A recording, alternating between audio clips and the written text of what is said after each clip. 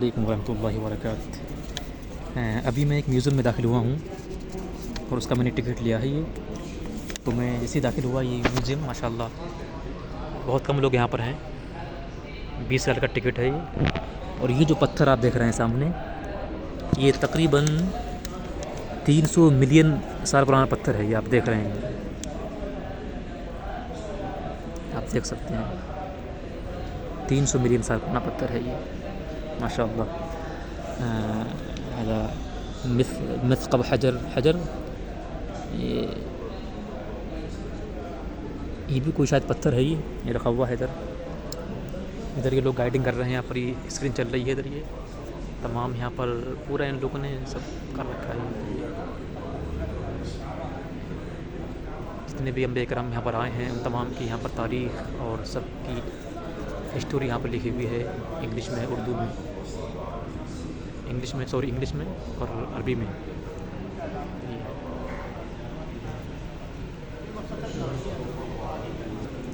ادھر یہ پیڑ ہے، یہ مطلب کہ جو کلچر بنایا ہے نا پرانے ٹائپ کا، بہت کم لوگ ادھر آتے ہیں، یہ یعنی کہ ایسی دیواروں پہ لکھا ہوا ہے، مطلب کہ یہ حضرت ادریس علیہ السلام، اس طریقے سے یہ نوح علیہ السلام، آدم علیہ السلام،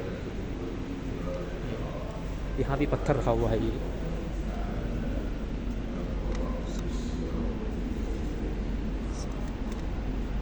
یہ بھی کوئی پتھر ہے، یہ میوزیم میں رکھا ہوا ہے پتھر، یہ تمام چیزیں ہیں۔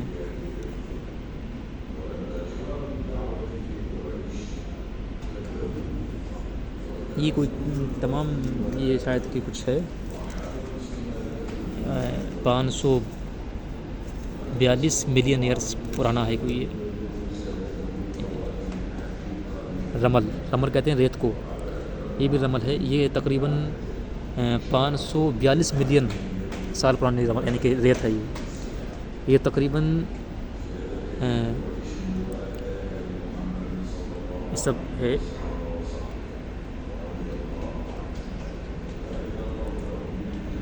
یہ بھی 542 سال پرانی کوئی رمل ہے کوئی، ادھر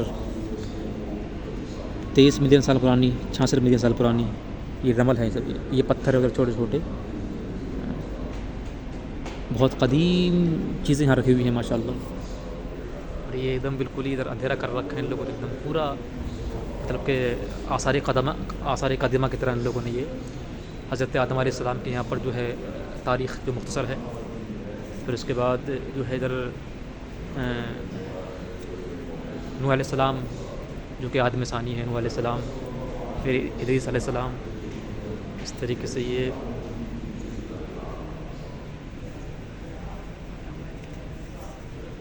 وہی پتھر جو میں نے آپ کو دکھایا تھا ابھی، ادھر یہ تمام کرام کی تاریخیں ہیں ادھر ماشاء اللہ، یہ ابراہیم علیہ السلام،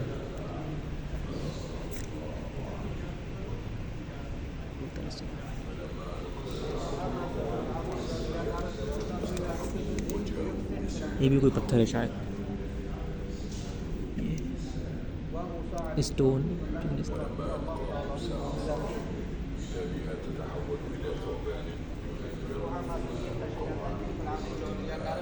لوگ بیٹھے ہیں یہاں پر، یہ گائیڈنگ کر رہے ہیں لوگ، یہ یہاں پر سب ماشاء اللہ بہت ہی اچھی طریقے سے ان لوگوں نے اس کو مزین کیا ہے۔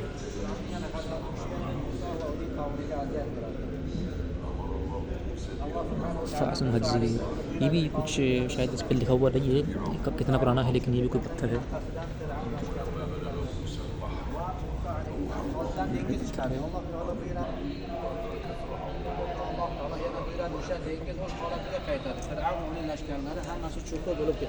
السلام علیکم۔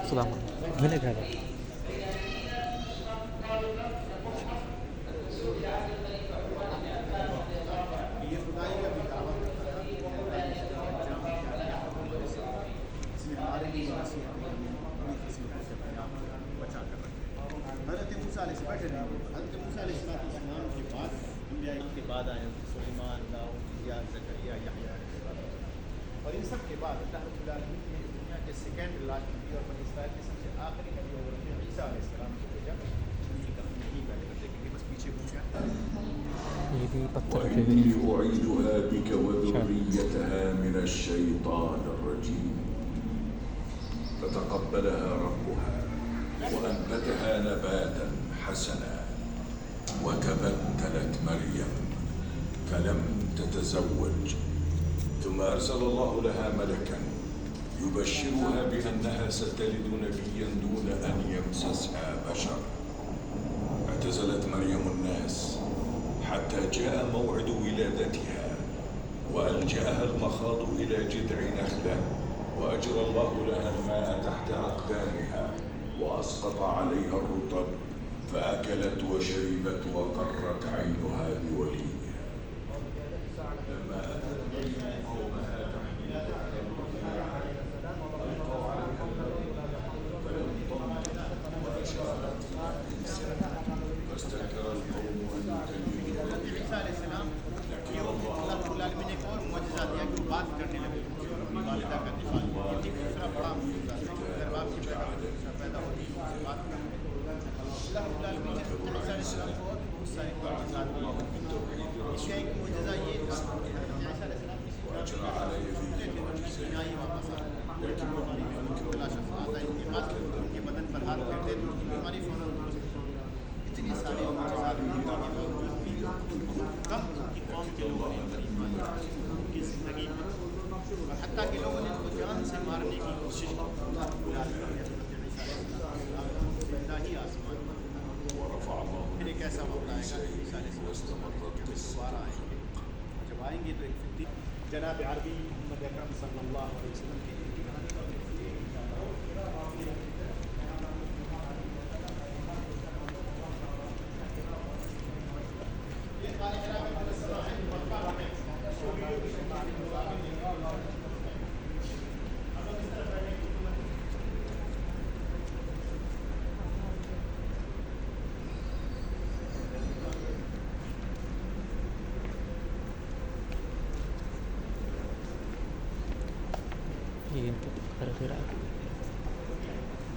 غار ہرا کا مطلب کہ ان لوگوں نے یعنی کہ مصنوعی جو ہے بنایا ہے مجسمہ. یہ غار ہرا ہیرا تو مکہ میں مکہ میں ہے مطلب کہ اس کو ایک تجویز کرا رہا ہوں.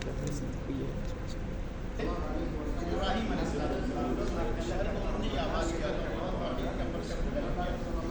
زمانے کے بعد پھر سے لوگوں نے اللہ کے ساتھ شرک کرنا شروع کر دیا اور اللہ کے ساتھ اللہ کی اللہ رب العالمین نے اپنے آخری تاکہ پھر سے شہر کو توحید سے معمول کیا جائے اور شرک کی آواز یہی وہ جگہ ہے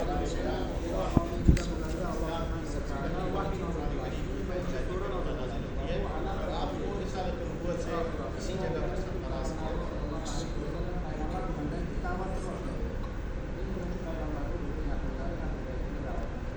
مکہ والوں کو اللہ کی طرف بلانا شروع میں ان لوگوں نے آپ کو جھٹلایا طرح طرح کے الزامات آپ کو لگائے اور آپ کو آپ کے مشن سے روکنے کی طرح طرح کی کوششیں کی اللہ کے رسول کے مشن پہ ڈٹے دھیرے دھیرے کچھ لوگوں نے آپ کو ایمان لانا بھی آپ کی بات ماننا بھی شروع کر دیا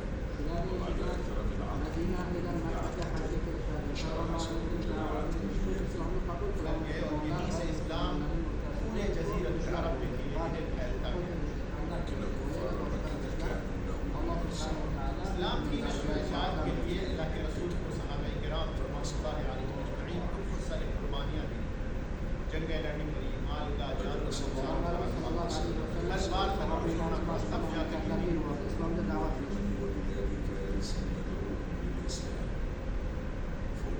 الحمدللہ ایک دن تو اس دن آ گیا کہ اللہ کے مسلمانوں کے ہاتھ میں پھر سے یہ شہر آ گیا مکہ معظمہ کے رسول کے بعد لوگوں کے قبول کا سلسلہ شروع ہوا. اسلام کے اندر لوگ دور کر کے اسلام میں داخل ہونے لگے. مدینہ اللہ کے رسول صلی اللہ علیہ وسلم کا مشن اور ہدف تھا وہ مشن پورا. لیکن یہ اوریجنل کاپی نہیں ہے جو آپ کے ساتھ ہے, یہ فوٹو کاپی ہے. اس کی اوریجنل کاپی ترکیہ تھوڑا اور آ گیا ہے.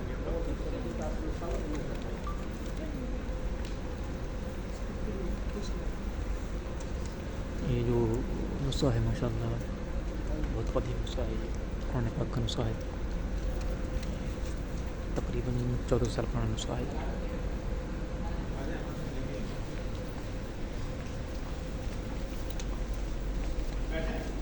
اس طرف اسکرین آئے گی. اب ایک نئے حال میں ہم داخل ہوئے ہیں. اس حال میں ہم لوگ اس دنیا کے فنا ہونے کی کہانی کو دیکھیں گے.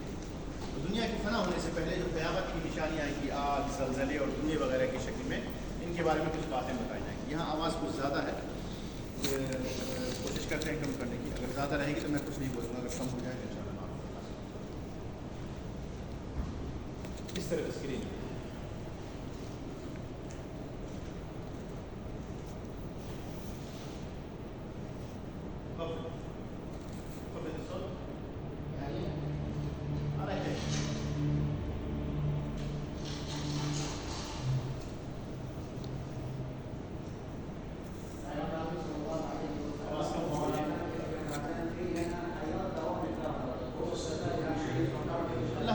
صلی اللہ علیہ وسلم چونکہ آخری رسول ہیں، اب ان کے بعد کوئی رسول اور نبی نہیں آئیں گے اس دنیا میں.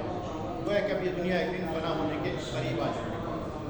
لیکن اچانک سے دنیا فنا نہیں ہوگی، بلکہ دنیا کے فنا ہونے سے پہلے اللہ کے رسول نے جیسا ہمیں بتایا ہے کہ کچھ نشانیاں آئیں گی اس دنیا میں. نشانیاں کیا کیا ہوں گی؟ ایک نشانی یہ ہوگی کہ کچھ نشانیاں آگ کی شکل میں آئیں گی، کچھ نشانیاں جو ہے زلزلوں کی شکل میں آئیں گی، کچھ نشانیاں دھوئیں کی شکل میں آئیں گی. اسی طرح سے عیسیٰ علیہ السلام کا ظہور ہوگا، دجال کا ظہور ہوگا، یاجوج ماجوج کا ظہور ہوگا. یہ ساری نشانیاں ہیں جو قیامت سے پہلے دنیا کے اندر ظاہر ہیں.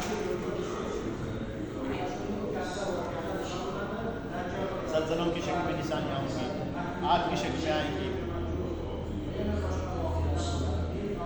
دھواں بھی قیامت کی نشانیوں میں سے ایک نشانی ہے.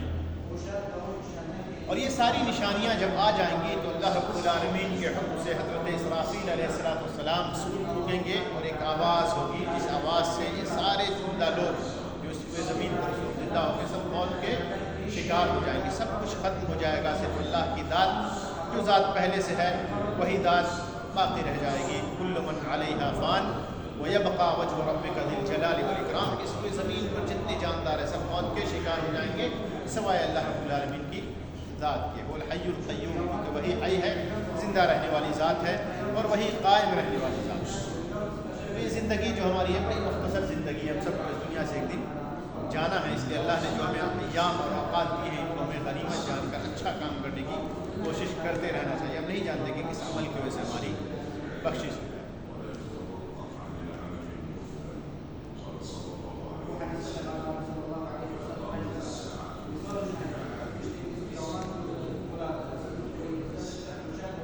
موت کے بعد ایک دوسری زندگی ہے جس کو اخروی زندگی کہتے ہیں.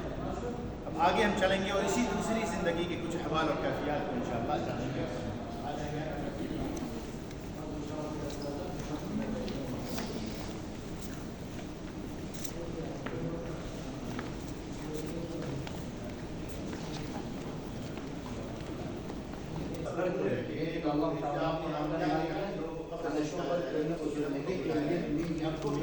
قبر میں جانا ابھی آ جائے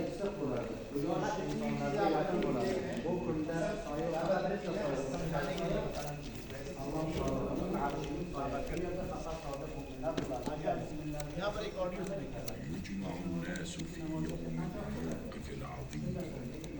آپ کو بتایا جا رہا ہے کہ لوگوں کو اللہ رب العالمین قبر سے نکالے گا، تمام لوگوں کو ایک ساتھ ایک میدان میں اکٹھا کرے گا، میدان محشر.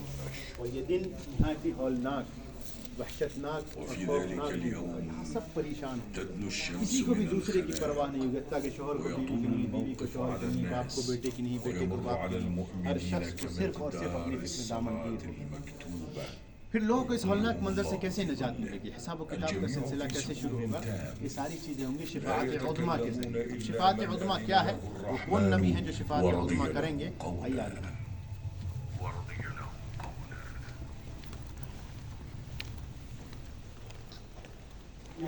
اس طرح بھائی سب لوگ اندر کی طرف سے آ جائیں، اندر آ جائیں، اندر آ جائیں، اندر آتے رہیں، اندر آتے رہیں. اس طرف ایک طرف ہو جائیں گے آپ. جی يجمع الله الأولين والآخرين في صعيد واحد ويبلغ الناس من الغم. تو جب میدان محشر میں سب لوگ پریشان ہوں گے تو لوگ شفاعت کے لیے مختلف انبیاء کرام علیہ السلام کے پاس اس سلسلے میں سب سے پہلے لوگ جائیں گے آدم علیہ السلام، نوح علیہ السلام، ابراہیم، موسیٰ، عیسیٰ، سب بڑے بڑے انبیاء کرام ہیں، اولو العزم من الرسول ہیں، لیکن اس کے باوجود بھی یہ شفاعت کرنے سے معذرت کرتے ہیں یہ کہتے ہوئے کہ نفسی نفسی میں خود پریشان ہوں. اور اخیر میں لوگ اللہ کے رسول صلی اللہ علیہ وسلم کے پاس آئیں گے، آپ سے شفاعت کی درخواست کریں گے، آپ شفاعت کریں گے اور آپ کی شفاعت قبول ہو جائے گی. لوگوں کے حساب و کتاب کا سلسلہ شروع ہوگا. اسی شفاعت کو شفاعت علماء کہتے ہیں جو اللہ کے رسول میدان محشر میں کریں گے، اور یہ عام شفاعت ہوگی، یعنی اس کا فائدہ وہاں موجود تمام لوگ کا حاصل ہوگا.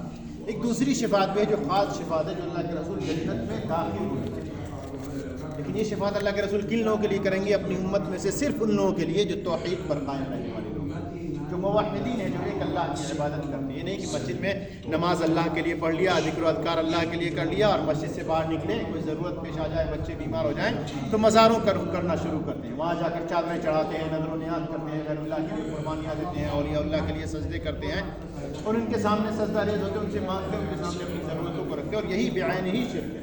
اور ایسا جو شخص کرے گا تو قیامت کے دن اس کو اللہ کے رسول کی شفاعت سے محروم کر دیا جائے گا.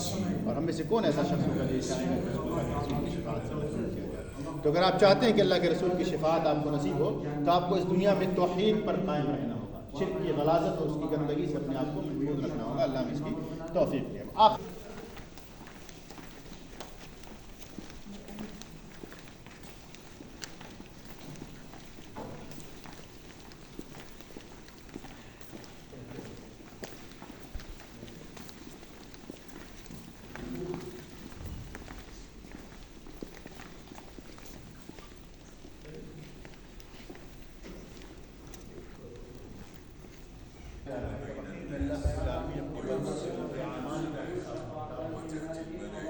اگر کوئی نیکی ہوگی تو اللہ اس کا بہترین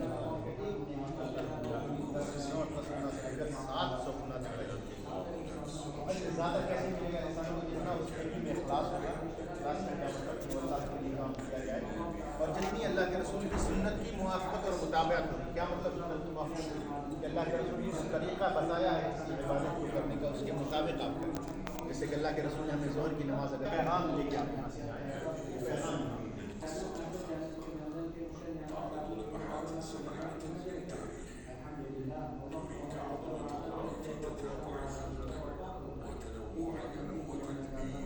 پیغام میں آپ کو یہ بتایا جا رہا ہے کہ آپ آئے، آپ نے یہاں زیارت کی، تو آپ کو یہ تو اندازہ ہو گیا کہ آپ کو اس دنیا سے ایک دن جانا ہے، اور جہاں جانا ہے جس زندگی میں، وہ زندگی ہمیشہ باقی رہنے والی زندگی ہے، اس زندگی کی طرح نہیں ختم ہو جانے والی زندگی. تو عقل مندی یہی ہے کہ جس زندگی میں آپ کو جانا ہے، جو لگے جو رکھا ہے میں نے ادھر کیا لگے جا رہے ہیں، یہ لوگ جا رہے ہیں نا ویڈیو